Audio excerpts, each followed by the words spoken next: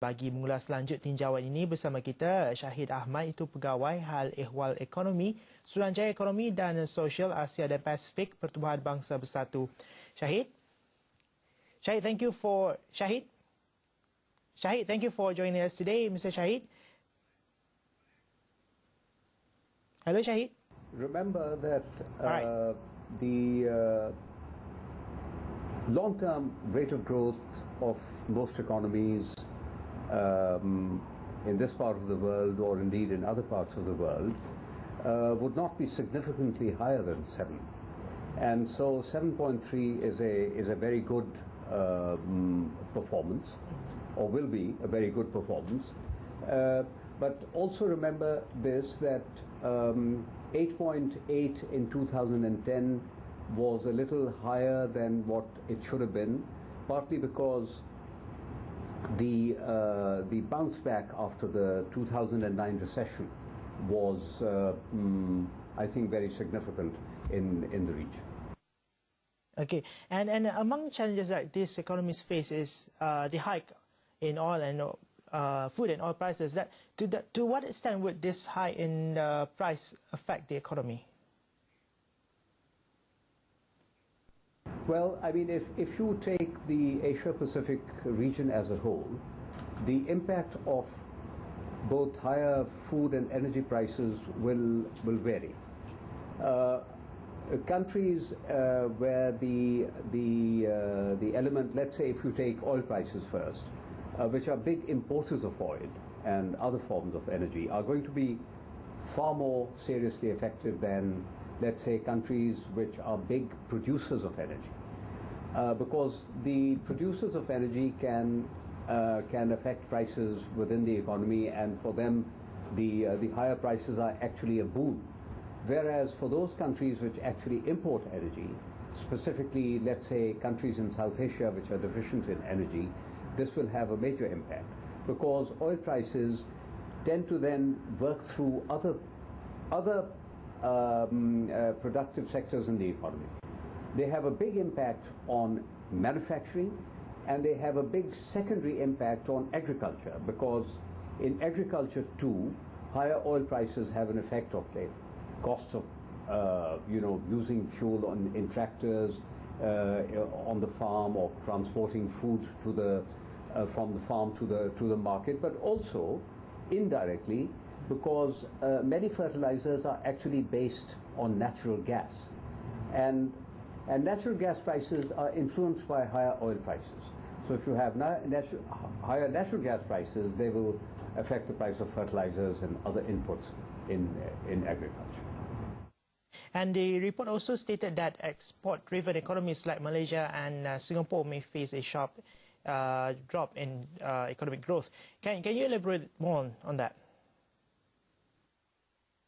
You see, if you look at the structure of the Singaporean economy, you will notice that it is one of the most export-driven economies in the region, not just in the region, but in the Southeast Asian region.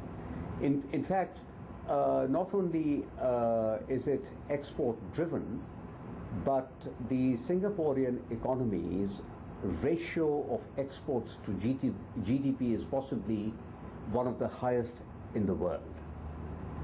As a result of that, since most Singaporean economies go to developed countries, the slowdown which began in the developed economies in 2009 and is actually carrying on in North America and in Europe is going to have an impact on how rapidly the Singaporean economy can grow in 2011. And our best estimates are that Singaporean growth will come down significantly in 2011, partly because the lower growth that the Singaporean exports will have to face in North America, and partly because of the fact that it is less integrated in the region. So the fact that developed economies are going to slow down or are not going to grow very strongly in 2011 is going to have an impact on Singapore.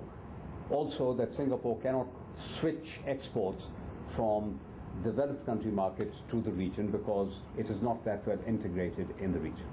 All right. And as part of strengthening our economies during this challenging period, the report also suggests to enhance the regional integration. So now, how easy this integration could be achieved?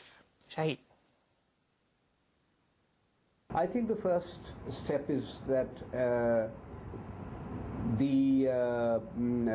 let's say an organization like ESCAP can provide a forum where countries with all these bilateral and multilateral trading, preferential trading arrangements can actually sit down and work out a way of moving forward so that these bilateral trading agreements or multilateral trading agreements which actually restrict themselves to a particular group of countries. Now, Singapore, for instance, taking their example, is that they are members of ASEAN, and ASEAN is due to start an Asian free trade area by 2015. If the ASEAN free trade area could extend itself to Eastern Asia, then it would have the benefit of a much bigger market, of a very dynamic part of the Asia-Pacific region, which is China, which is Korea, and which is also, to some extent, economies that are dependent upon China directly, but also have their own specific role in the region, such as Hong Kong. Mm-hmm. And Shahid, what could be done to cushion the hike in oil and food prices? Shahid? You know, the food price issue is one of the most important issues which faces any government, because food prices affect, first of all, they affect the poor disproportionately within society. Secondly, they increase the cost of living, and since wages at the lower end of the scale are nearly always indexed to food prices, those higher food prices mean that the cost of production is also going to go up.